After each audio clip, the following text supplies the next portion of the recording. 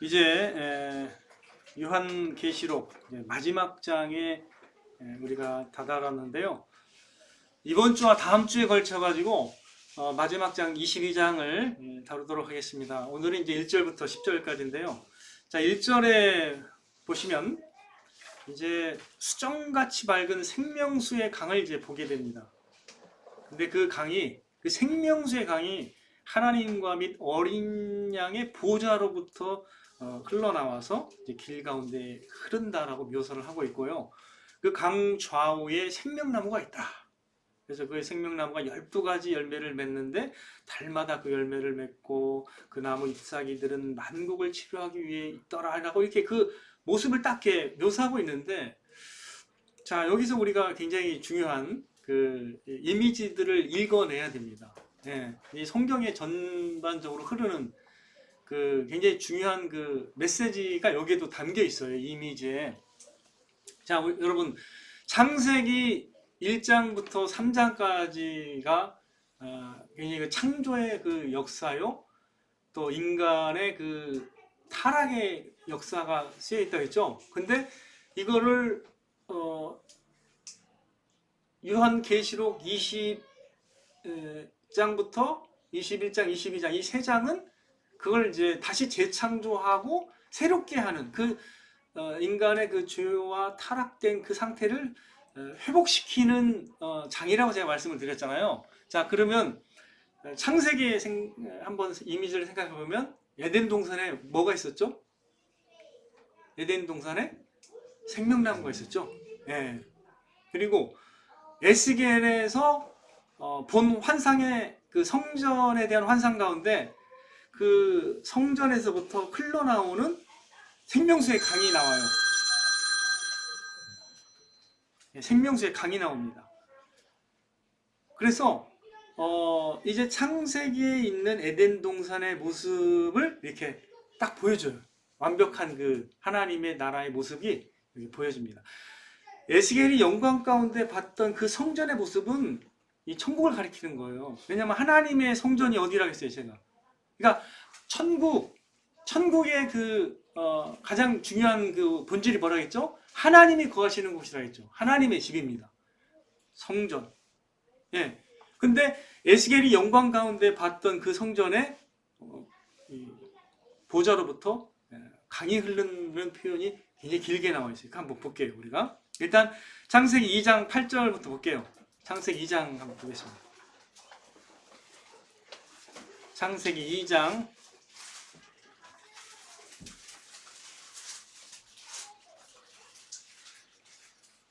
8절에서 10절까지인데 같이 읽겠습니다. 시작. 여호와 하나님이 동방의 에덴의 동산을 창조하시고 그 지으신 사람을 거기 두시니라. 여호와 하나님이 그 땅에서 보기에 아름답고 먹기에 좋은 나무가 나게 하시니 동산 가운데에는 생명나무와 선악을 알게 하는 나무도 있더라.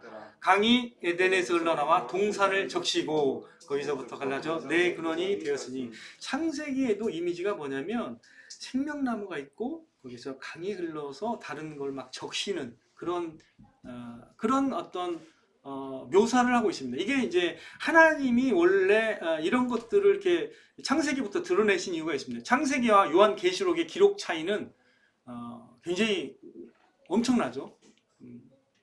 엄청나죠. 자, 근데 에스겔도 한번 보겠습니다. 에스겔. 자, 에스겔 47장인데 에스겔 47장 1절에서 12절인데 다 읽을 필요는 없고요. 여기 좀 길게 나오죠. 에스겔 47장 1절에서 12절. 회복된 하나님의 성전의 모습을 이제 환상을 보는 거죠. 자, 1절부터 보겠습니다. 에스겔 47장 1절 시작. 그가 나를 데리고 성전 문에 이르시니 성전의 앞면이 동쪽을 향하였는데 그 문지방 밑에서 물이 나와 동쪽으로 흐르다가 성전 오른쪽 제단 남쪽으로 흘러내리더라. 이게 물이 계속 흘러요. 그래가지고 12절 보겠습니다. 시작. 강 좌우가에는 각종 먹을 과실나무가 자라서 그 잎이 시들지 아니하며 열매가 끊이지 아니하고 달마다 새 열매를 맺으니 그 물이 성소를 통하여 나옴이라. 이 중요합니다. 그 물이 어떻게 해요? 성소에서 통해 나와가지고 달마다 새 열매를 맺는다, 이렇게 표현하고 있죠. 되게 중요한 이런 이미지를 이미 하나님께서는 창세기에도 이렇게 묘사하고 계시고 에스겔에도 묘사하고 계십니다. 그래서 천국에 어떤 모습이겠어요?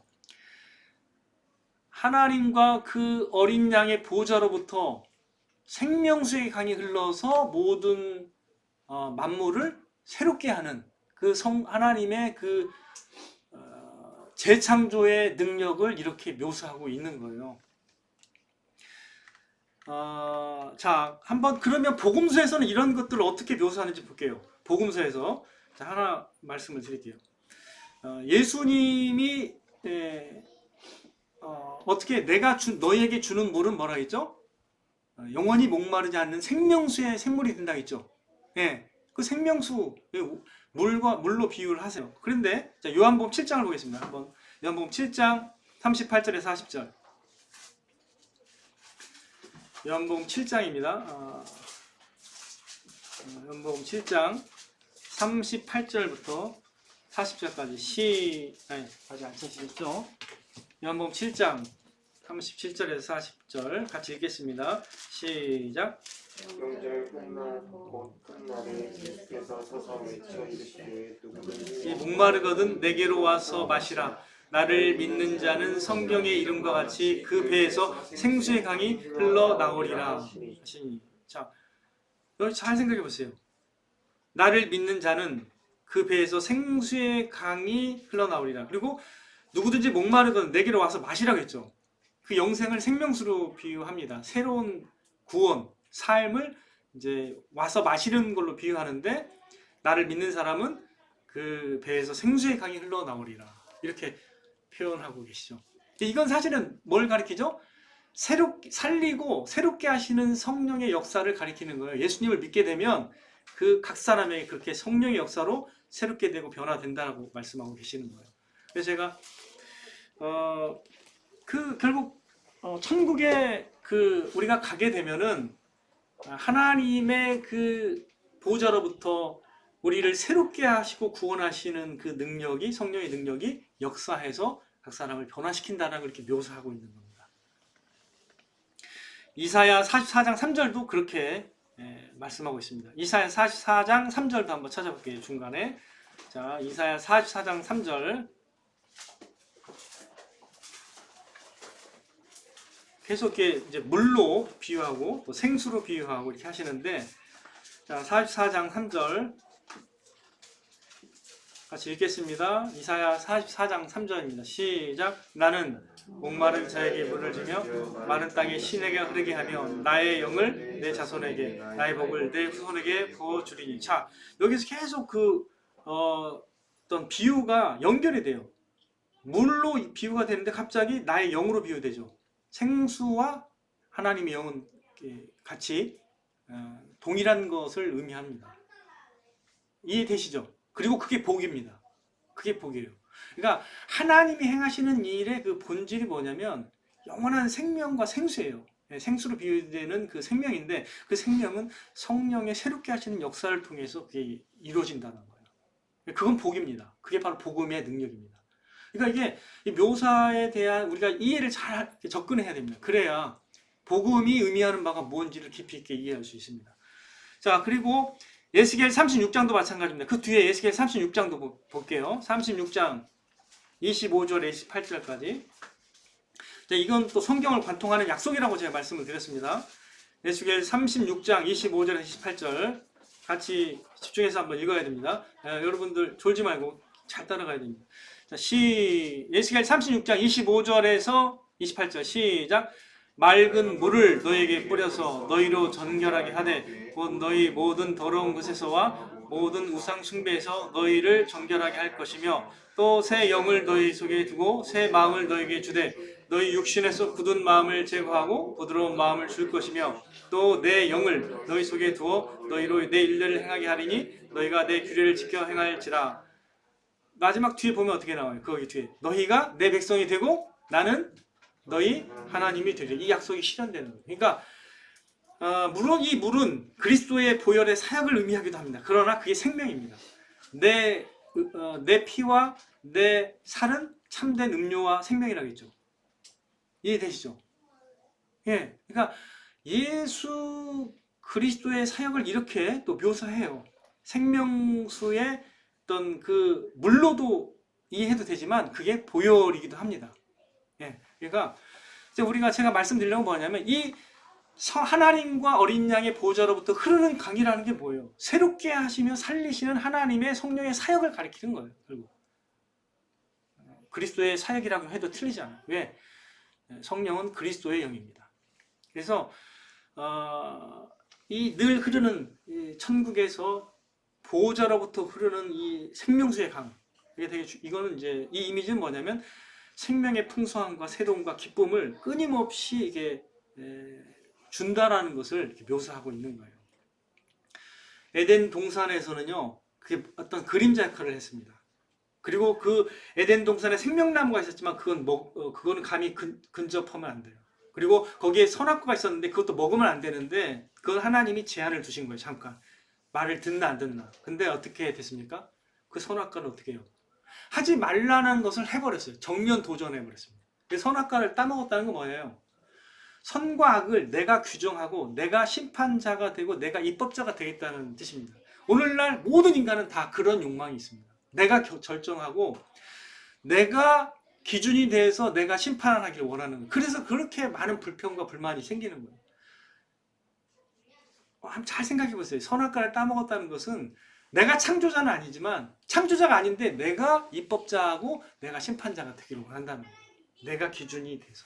그게 인간이 범한 죄입니다. 그래서 하나님을 대신하려고 하는 거예요. 모든 영역에서 다 생각해 보세요.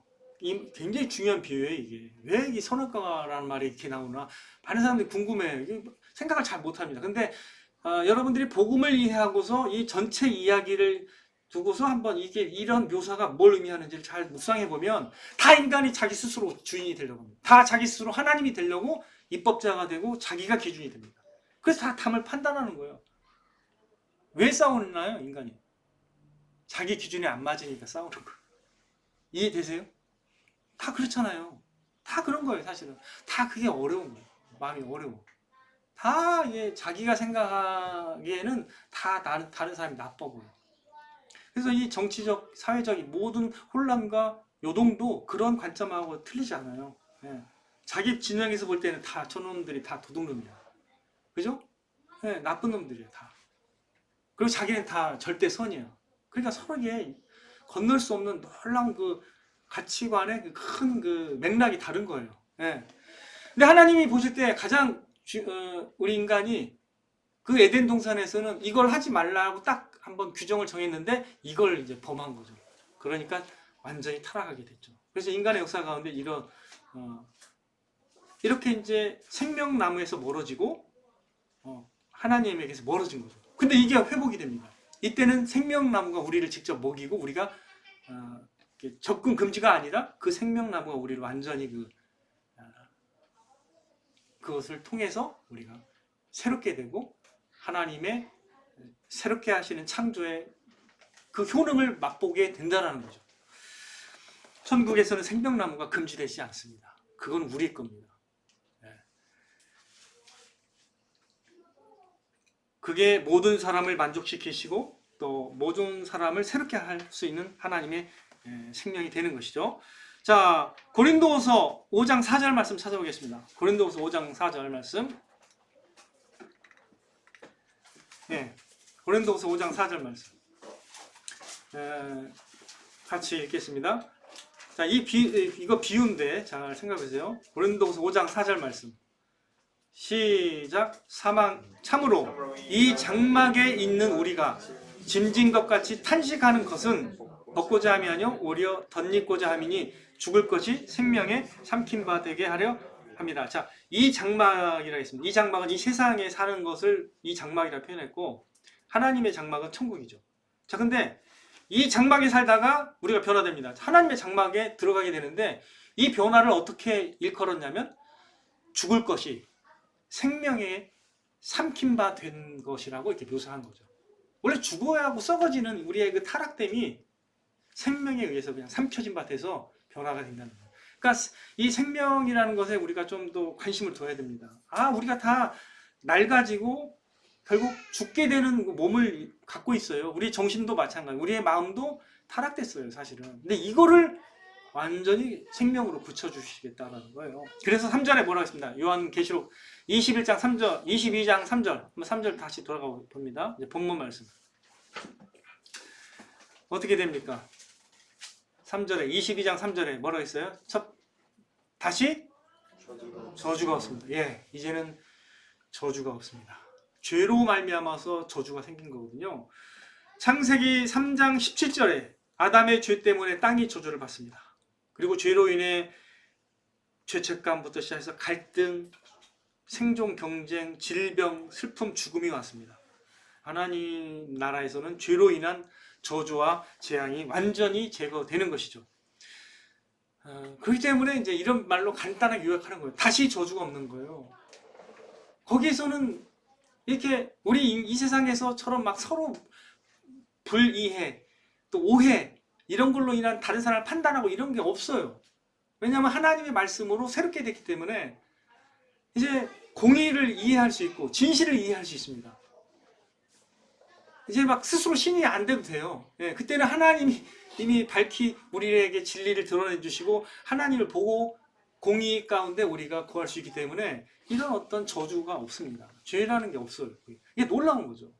우리가 왜 이 땅에서 고생하는 줄 아세요? 하나님을 거절하는 그 죄의 그 타락으로 인해서 우리가 이렇게 고생하고 계속 부족함과 어떤 잘못된 열망과 잘못된 생각 가운데 살아가는 거예요, 사실. 그게 없습니다. 거기서는 저주가 없어요. 이제 하나님의 제사장으로서 하나님을 섬기고 또 보고 직접 대면할 수 있게 되는 거죠. 여러분 출애굽기 보시면 모세가 하나님을 직접 볼 수 있어요, 없어요? 안 되죠? 보면 죽는다고 하죠. 그래서 하나님께서 잠깐 이렇게 손을 가리고 네가 내 등만 본다라고 했죠. 얼굴을 못 봅니다. 예. 모세가 하나님을 대면했다는 표현도 그냥 약간 그 실제로 얼굴과 얼굴이라는 의미라기보다는 하나님을 가까이 그때 다른 사람이 느낄 수 없을 정도로 밀접하게 하나님과 교제했다는 뜻이지 진짜 얼굴을 보면 죽습니다. 모세도 그렇게 죽는다고 표현하고 있죠.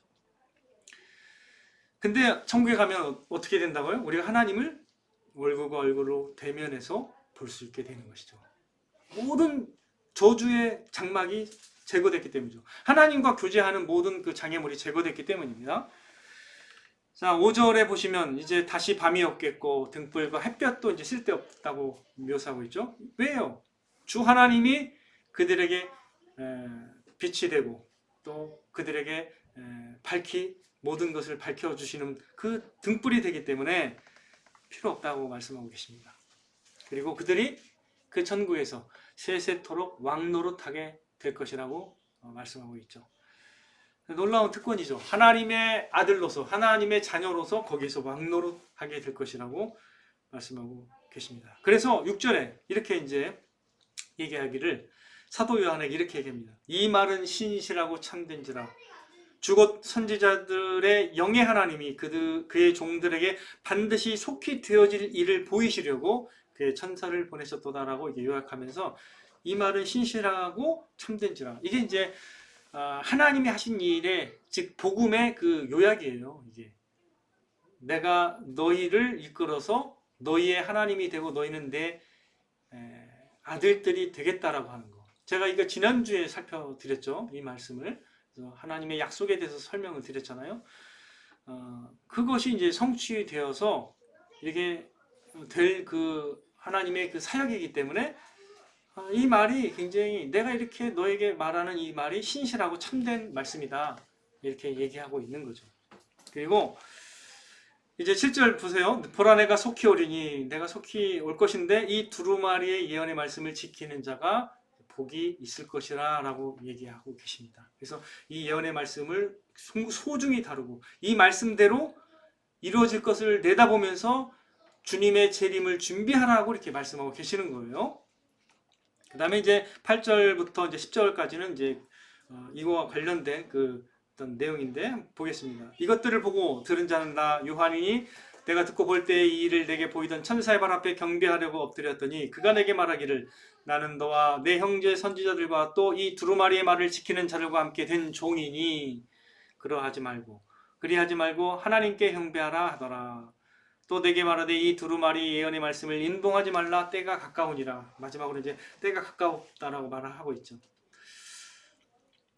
자기도 이 너에게, 그러니까 사도 요한 너에게 이거를 전하라고 보냄을 받은 그냥 종이다. 똑같은 종이다. 그러니까 나한테 엎드려서 경배하지 말고 하나님께 경배하라고. 이런 실수를 사도 요한도 많이 몇 번 저질렀죠. 여기에서뿐만 아니라 다른 데에서도 이렇게 행동을 했죠. 이제 왜냐면 너무나 밝히 보여주니까 이제 막 이게 마치 이제 주님처럼 느껴졌는지 이게 경배하려고 했던 거예요. 그래서 이제 그렇게 하지 말라고 얘기를 하고 있습니다. 자, 우리가 이제 간략하게 일단은 이 오늘 본문 말씀을 이제 일단 살펴봤는데, 지금 우리가 몇 주간 사실은 이제 거룩한 성 새 예루살렘, 하나님의 나라, 곧 천국에 대해서 이런 말씀들을 쭉 살펴보았습니다. 이제 여러분이 이제 천국을 생각하면 또 어떤 이미지가 떠오르고 또 그 천국은 나에게 어떤 의미로 다가오는지 이제 좀 정리할 때가 됐습니다. 충분히 여러분도 이제 마음에 어느 정도 정리가 됐을 거라고 보는데, 이게 마음에 더 깊이 새겨지기를 원하는 의미에서 이게 한번 이렇게 질문할 수도 있을 것 같아요. 천국은 여러분에게 어떤 의미입니까? 그리고 저한테도 이런 질문이죠. 천국은 나에게 어떤 의미일까? 제가 어렸을 때부터 사실 저는 천국을 많이 소망해 왔습니다. 그게 굉장히 큰 소망을 줘요. 저한테는 어릴 때부터 이게 이제 이런 거죠. 이제 슬픔을 경험해 본 사람이 진정한 기쁨을 더 누릴 수 있거든요. 그러니까 이거예요. 좀 이렇게 이 땅에서 좀 어렵고 가난하고 좀 이런 걸 경험해 본 사람은 조금 이렇게 천국에 대한 소망을 좀 더 잘 갖는 것 같아요. 비교적. 저는 어릴 때 그랬어요. 저 어릴 때 천국을 생각하면 막 굉장히 기분이 좋아지고, 1차적으로 어렸으니까 뭐 잘은 몰라도 천국이 있다라는 걸 믿었기 때문에 천국을 늘 생각했어요. 천국에 대한 소망을 품고 자라왔습니다. 그래서 굉장히 어렵게 가난하게 지냈지만 그래도 소망을 품고 살았기 때문에 잘 견딘 것 같아요. 그 가난에 대해서도 그렇게 나쁘게 생각하지 않아요. 굉장히 어렵게 지냈겠지만 그래도 그걸 잘 이렇게 저는 지내왔다고 이렇게 기억이 돼요. 근데 그게 가장 큰 이유가 천국에 대한 소망 때문에 그런 것 같아요. 그때 당시엔 천국에 대한 지식도 없었습니다. 말씀에 대한. 그냥 믿었어요. 단순하게. 천국은 뭐 아주 좋은 곳일 것이다. 영원히 사는 곳일 것이다. 이런 몇 가지밖에 없었는데도 불구하고 저에게는 굉장히 큰 어떤 소망을 품고 즐겁게 살아가는 그 버팀목이 됐거든요. 근데 지금 이제 이렇게 성경을 이제 이해하면서 또 공부하고, 물론 아직도 다 아는 게 아니지만 그럼에도 불구하고 이전보다 어렸을 때보다 더 분명하게 더 성경을 이해하는 가운데 내가 이제 천국을 이제 이해하고 또 알고 이제 지내는 지금에 있어서 천국은 어떤 의미일까? 이런 또 질문을 해보면 이제 좀 더 분명한 진리에 근거한 지식을 갖게 돼요. 천국은 나의 본향이다. 그러니까 내가 가야 될 본향이라는 거죠. 천국이 내 아버지의 집이고, 그리고 나의 집이라는 거죠. 내 아버지, 누가 계시는 곳이 거기에는 천국은 의미가 하나님이 계시는 곳이잖아요. 내 아버지 하나님이 거하시는 곳이요, 내가 영원토록 거할 나의 본향이라는 거예요. 그래서 천국을 집으로 이렇게 이해하셔도 좋아요. 나의 영원한 내 집이다. 여러분이 집이 있다고 생각하면 든든하지 않습니까? 네, 집이 가장 든든한 평안과 안정을 주잖아요. 그게 내 집이에요. 천국이. 그래서 여러분의 본향이라는 것을 생각하시면서 거기를 사모해야 되는 거예요. 그래서 더 나은 본향을 사모하니라는 표현이 있잖아요. 히브리서 11장에. 네. 믿음의 사람들이 더 나은 본향을 사모한다라고 표현하고 있잖아요. 우리가 그러니까 천국은 사모하고 바라봐야 할 곳이라는 거예요. 하나님이 계신 곳이고. 그래서 그렇게 또 정리할 수가 있습니다. 천국이 어떤 것인가? 나의 영원한 본향이고 내 아버지의 집이고 나의 영원한 집이다.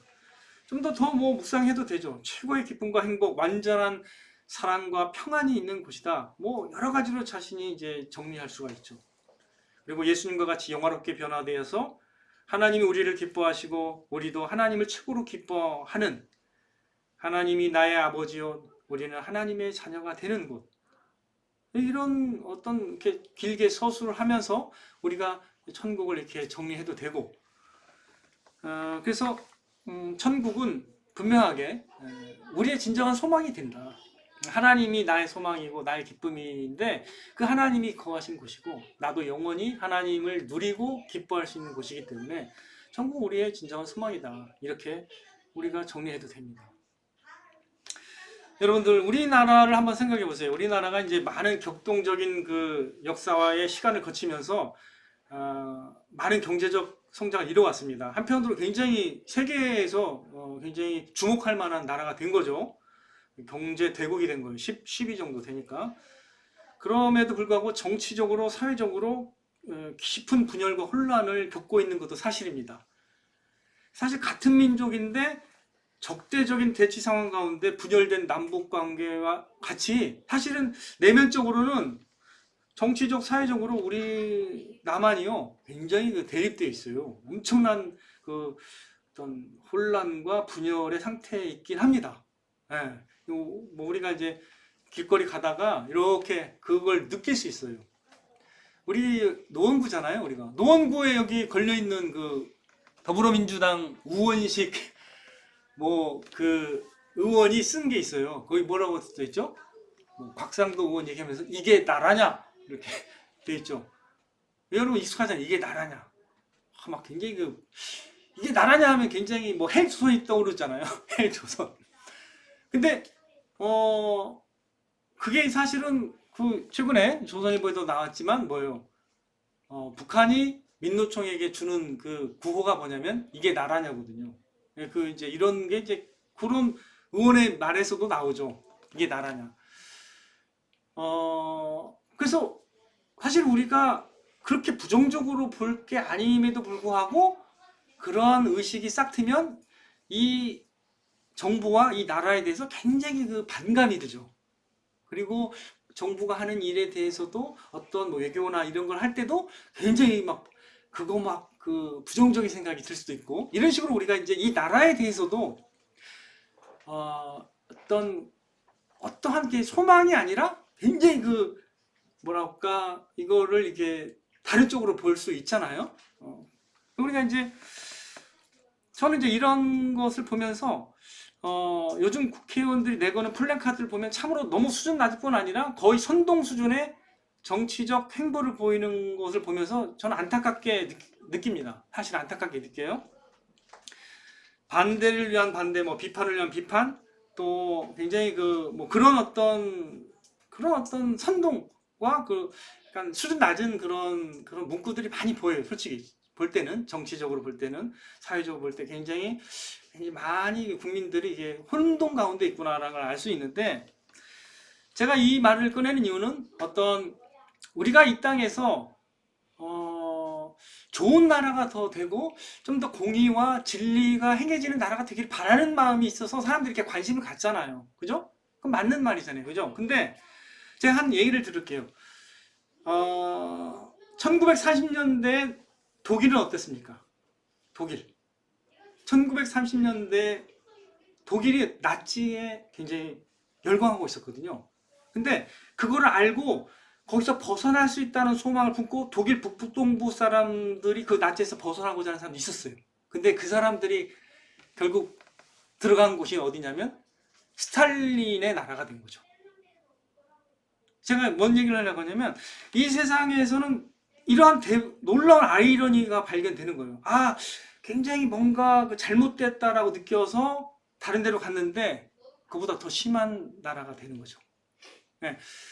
제가 이제 한 예로 제가 이제 어떤 이단에 속한 그 교회 다니는 어떤 자매를 제가 교제를 했던 적이 있습니다. 그거 좀 아니다라고 이제 얘기도 해줬는데 이 자매가 결국 간 게 또 이단이었습니다. 거기서 이단으로 가요. 결국 변승우 목사라고 사랑하는 교회로 갔다가 또 거기서 또 옮겼는데 또 이단으로 갑니다. 놀랍죠? 그러니까 제가 말하는 건 뭐냐면 우리 인간은 자기 보기에 굉장히 뭐 좀 더 이 세상에 좀 더 좋은 나라가 되길 위해서 뭔가 이렇게 막 관심도 가지고 굉장히 뭔가 소망을 품고 뭔가 하죠. 그러나 이 세상에서는 절대적 그런 나라가 존재하지 않습니다.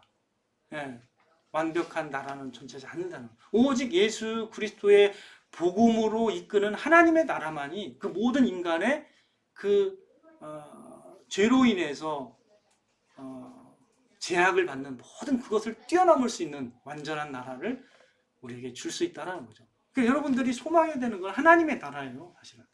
물론 이 땅에서도 바른 판단을 하고 더 나은 그런 사람에게 투표를 하는 건 필요합니다. 저는 그런 걸 권면하죠. 당연히. 하지만 우리가 이 땅에서 그 어떤 사람도 완벽하지 않아요. 그래서 이제 우리가 잘 보면은 나라를 인도하는 어떤 지도자를 생각해 보세요. 표리부동의 그 모습이 더 많은 사람에게 투표하면 안 됩니다. 표리부동을 조심하세요. 근데 많은 사람들이 표리부동 하는 사람들이 원래 말빨이 세거든요. 다 이단에서 활동하는 사람도 다 그래요. 뭐 요즘에 넷플릭스에서 나온다고 그래요. 뭐 나는 신이다. 아가동산도 다루고 JMS도 다루고 그러죠. 거기에 나오는 다 이단들이 다 그래요. 다 그 표리부동의 1인자들이거든요. 거의 사실 그 북한 정권하고 비슷해요. 겉에서는 혁명을 외치고 그 다음에 이상적인 국가를 예치지만 많은 사람이 죽고 많은 사람들이 숙청당하고 있거든요. 근데 많은 사람들이 감옥 가고 많은 사람들이 압제를 받고 있습니다. 이단도 마찬가지예요. 그렇게 사람을 이렇게 흘리는 거죠. 근데 여러분들은 정확하게 봐야 됩니다. 실제를 이해해야 되고 진짜 참 진리와 정의로 다스릴 분이 누군지를 알아야 됩니다.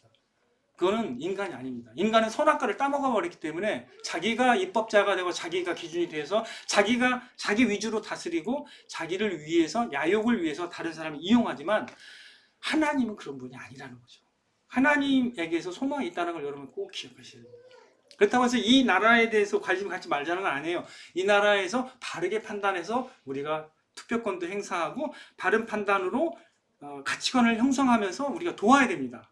바르게 진실을 이해할 수 있도록. 그러나 여러분들이 좀 생각 깊이 해야 돼요.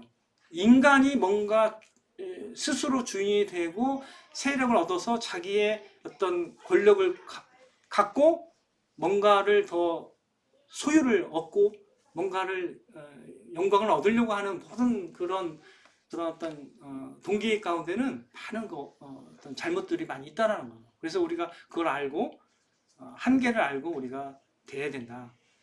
여러분, 그러나 소망이 없는 게 아닙니다. 영원한 우리의 하나님의 나라는 완전한 질서가 있고 하나님의 은혜와 사랑 가운데 통치하고 있는 나라라는 걸 알고 참된 공의와 진리가 있다는 걸 여러분이 이해하셔야 돼요. 그래서 소망을 품을 수 있습니다. 그래서 그리스도인들은요, 이 세상에 살 때 좌절만 하지 않아요. 절대. 왜? 그거 알면서 더 고치려고 하면서도 진정한 나라가 있기 때문에 그걸 견딜 수 있는 거죠.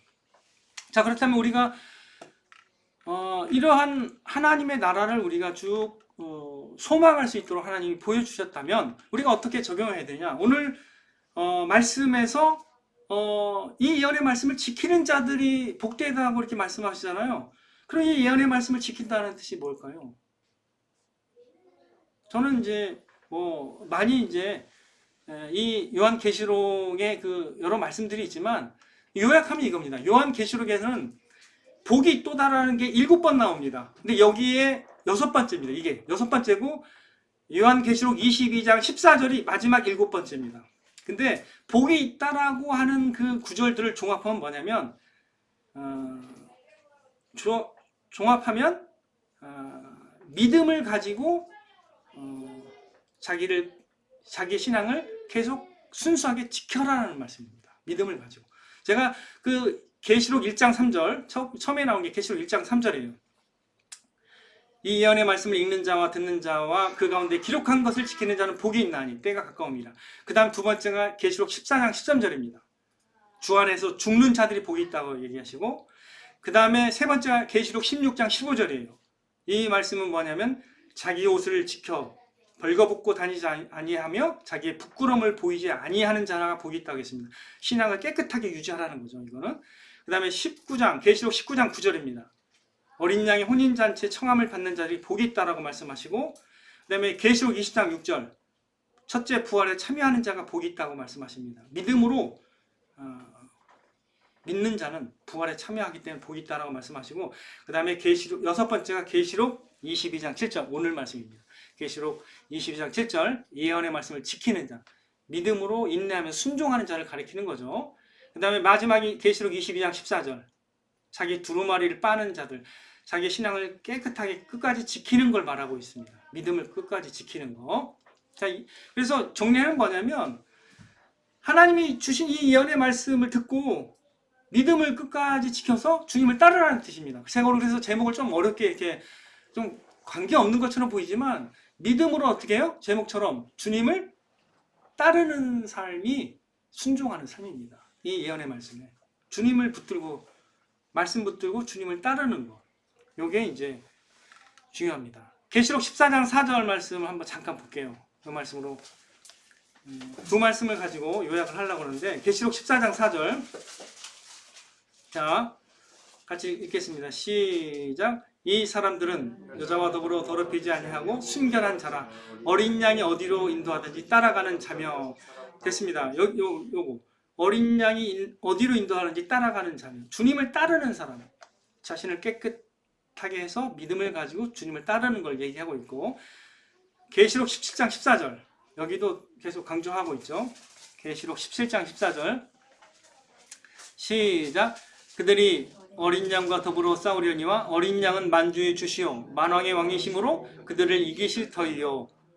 또 그와 함께 있는 자들 곧 부르심을 받고 택하심을 받은 진실한 자들도 이기리로다. 그와 함께 있는 자들, 주님과 함께. 그 다음에 진실한 자들은 이 뜻이 뭐냐면 주님을 진실히 따르는 자들, faithful follower입니다. 영어로. 그러니까 주님과 함께 있고 주님을 따르는 사람이 결국 승리하게 돼 있어요. 그러니까 계속 그렇게 주님을 따르고 믿음으로 인내하면서 순종하도록 우리에게 격려하는 거거든요. 이게 이 예언의 말씀을 듣고 지키라는 뜻은 뭐냐면 이 예언의 말씀에서 가르치고 권면하는 그것을 잘 지켜라는 뜻이에요. 권면하는 게 뭐냐면 주님 어린 양을 믿고 끝까지 인내하면서 따르라는 겁니다. 그게 신앙의 본질이거든요. 주님과 함께 계속 붙어서 주님을 따르라는 거예요. 저와 여러분이 지금 주님을 믿고 따르고 있다면 여러분이 이 예언의 말씀을 잘 지키고 있는 겁니다. 예. 다른 걸로 지키는 게 아니에요. 주님을 믿고 따르면 됩니다. 예. 우리가 많은 지식이 요구되는 건 아니고 이렇게 장래에 어떻게 될 것이 딱 보여졌으니까 이제 주님을 믿고 계속 인내하면서 따르라는 거예요. 순종하라는 겁니다. 달리 얘기하면 복음의 말씀을 붙들고 끝까지 말씀에 순종하면서 살아가라, 이런 말씀입니다. 그래서 여러분들 오늘도 주님과 함께, 그 다음에 주님과 더 가까이 믿음으로 주님을 따르면 되는 것입니다. 믿음으로 주님을 따르는 하루하루를 살아가야 되는 것이죠. 예. 여러분이 뭐 세상을 따라가는 게 아닙니다. 여러분은 세상을 따라가면 여러분이 멸망하게 되어 있습니다. 영원토록. 제가 그래서 바벨론 제국을 따라가지 말라고 그랬죠. 바벨론의 제국의 세계관에 여러분이 유혹되지 말라고 말씀을 드렸습니다.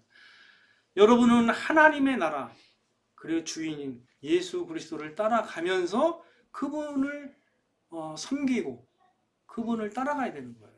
이게 우리의 하나님의 백성의 정체성이고 또 하나님의 자녀들의 본질입니다. 이게 신앙이에요. 여러분은 주님을 바라보고 주님을 따라가야 되는 것이죠. 이러한 은혜를 더 누려 나가시는 저와 여러분 되시기를 주님의 이름으로 축원을 드립니다.